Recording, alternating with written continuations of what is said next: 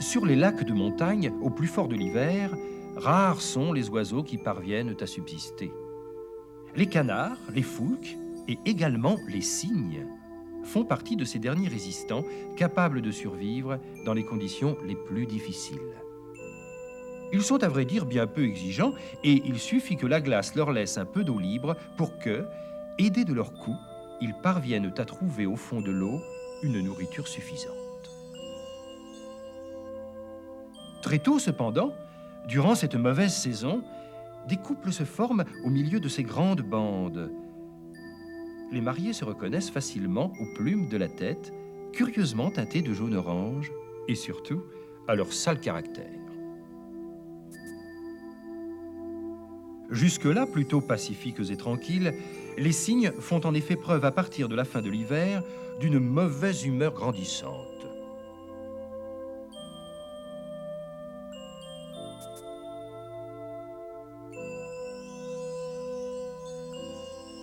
Le mâle en particulier multiplie les démonstrations de force, plumes hérissées, ailes bouffantes, cou replié afin de défendre son territoire.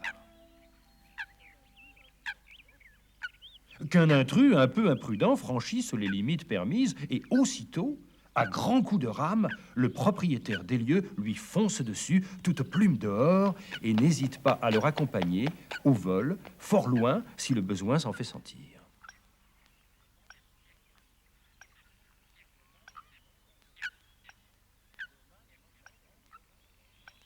Mâles et femelles construisent ensemble leur nid en entassant au bord de l'eau une quantité de débris de toutes sortes trouvés sur place. Algues, branchages, tiges mortes de roseaux font par exemple très bien l'affaire.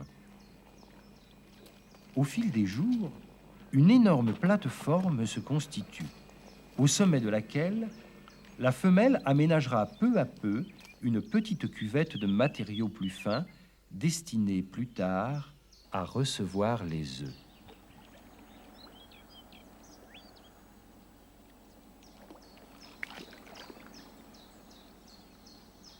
Bientôt, la femelle cygne ne quitte pratiquement plus le nid, annonce de l'arrivée proche ou du début de la ponte des premiers gros œufs gris blancs. En quelques jours, elle en produit 6 ou 7, parfois plus, et dès cet instant, couver sera sa seule occupation pendant plus d'un mois. Le mâle ne remplace sa compagne que pendant de courts instants où celle-ci part se nourrir rapidement avant de revenir au plus vite. Hormis ces quelques tours de garde sur le nid, le mâle passe son temps à patrouiller dans les parages immédiats du nid, attentif au moindre mouvement anormal. Plus qu'auparavant encore, il continue d'exercer sa mauvaise humeur à l'encontre de tout ce qui bouge dans le secteur, animal et même homme, qu'il n'hésite pas une seconde à attaquer, dresser à grands coups d'ailes et de bec. Et gare à qui se fait pincer. Excepté le passage d'un caméraman curieux, les jours passent tranquillement pour nos oiseaux. Les soins attentifs de la mère et la défense efficace du père contre tous les dangers devraient donc bientôt nous réserver une petite surprise. Et un beau matin, en effet, bonjour, les voilà. Les jeunes cygnes sont nés. Petites boules de duvet gris, les premiers éclos, les plus hardis tentent rapidement une escapade hors du chaud duvet de leur mère, alors que le reste de la troupe s'y cache encore quelques instants. Puis, quelques heures après sa naissance, la turbulente famille nombreuse se retrouve au beau milieu du lac, fermement encadrée des 2 adultes. Chaque membre de la jeune compagnie est d'abord nourri par les parents qui distribuent un à un brins d'herbes et petites graines.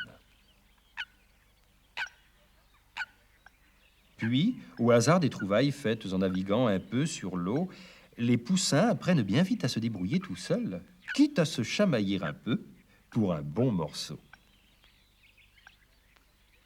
Ensuite, l'envie de retrouver chaleur et sécurité les pousse parfois à une petite croisière sur le dos de leur mère.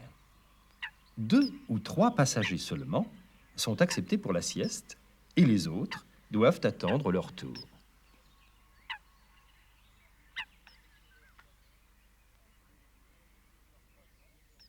Au fur et à mesure de leur croissance, le cou de nos amis s'allonge, alors que le duvet primitif est remplacé peu à peu par un plumage plus épais et imperméable. Ils devront porter ce costume gris-brun encore quelques mois, puis après une première mue, ils pourront enfin rivaliser d'élégance avec les adultes du secteur.